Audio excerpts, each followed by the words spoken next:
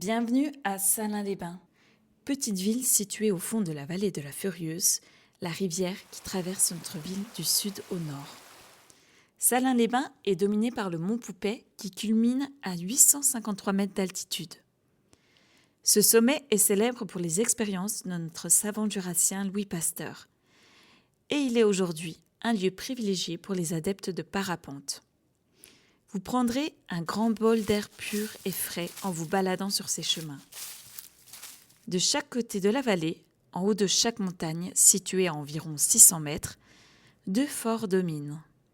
D'un côté le fort Belin, propriété privée, et de l'autre le fort Saint-André, qui a été remanié par Vauban au XVIIe siècle.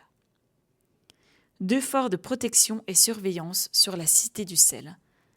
Celle dont nous allons parler puisque nous sommes actuellement en plein cœur du site de la Grande Saline.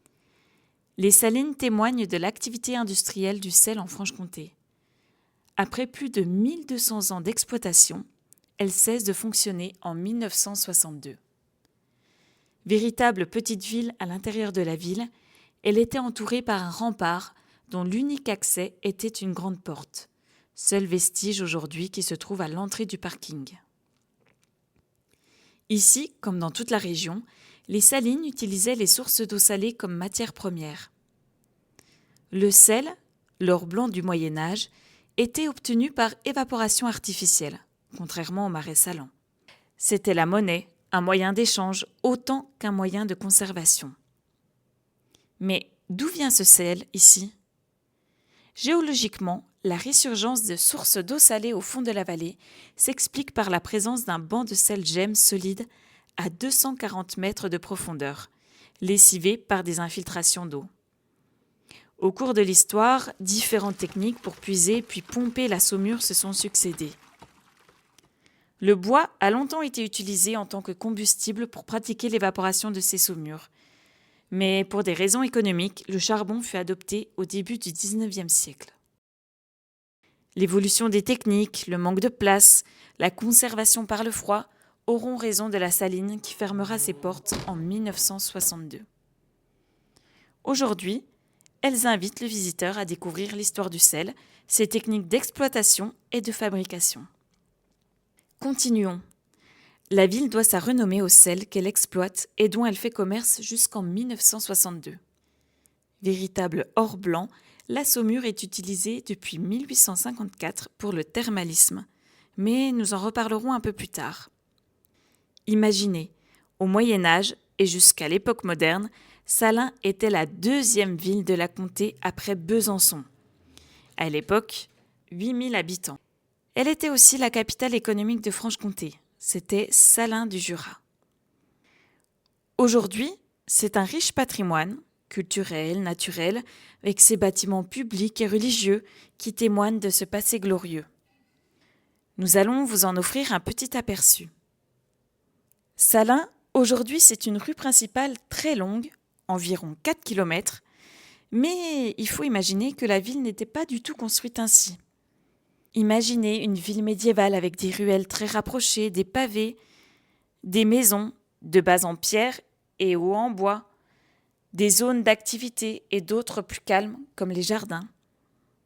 Malheureusement, la ville, en 1825, a subi un fort incendie, le plus important de toute son histoire, qui a ravagé tout le Salins médiéval.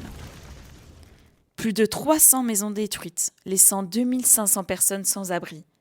C'est l'équivalent de la population actuelle. Mais Salins doit vivre et renaître. Aussi, de nombreux dons vont affluer jusqu'ici et permettre la reconstruction de la ville. Nous sommes au XIXe siècle, nous n'avons plus besoin de protéger autant la ville et nous allons donc construire différemment.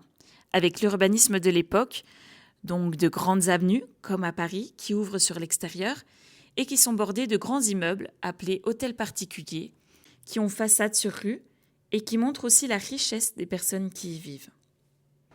Voilà pourquoi aujourd'hui on entend tant de circulation. C'est la voie principale qui relie le Bas-Jura au Haut-Jura et à la Suisse. Avançons maintenant tranquillement par la promenade Marcoux jusqu'au cœur de la ville et la chapelle Notre-Dame Libératrice, dont les cloches continuent de marquer chaque heure. Imaginez une chapelle surmontée d'un dôme de couleur jaune avec des losanges verts, composé de tuiles vernissées qui brillent au soleil, et le tout surmonté d'un clocheton sur lequel est posé le coq.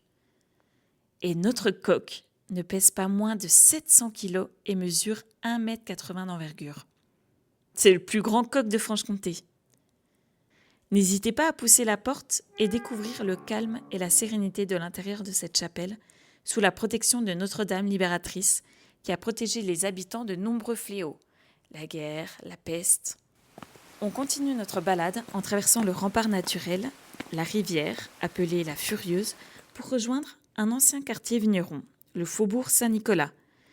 Ces jardins autrefois recouverts de vignes sont l'avoir et surtout une maison assez particulière, puisqu'elle possède une insigne, un balai à l'envers, symbole des maisons closes à l'époque. Après avoir grimpé cette petite ruelle, on redescend quelques marches pour se retrouver au bord de la rivière, à l'arrière de la grande saline. On en profite pour écouter le bruit de l'eau, cette dernière étant utilisée pour sa force motrice et pour faire tourner la roue à auget qui se trouve dans les magnifiques galeries souterraines du site et qui actionne un système de pompage de l'eau salée toujours en fonctionnement. Le chemin nous mène devant l'ancien hôpital, Hôtel-Dieu, qui abrite aujourd'hui une apothicaire. Une apothicaire est une pharmacie ancienne avec ses pots en verre et en faïence, au contenu parfois mystérieux.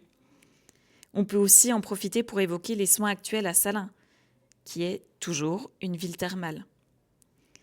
La première station fut implantée en 1854 sous l'égide de l'impératrice Eugénie.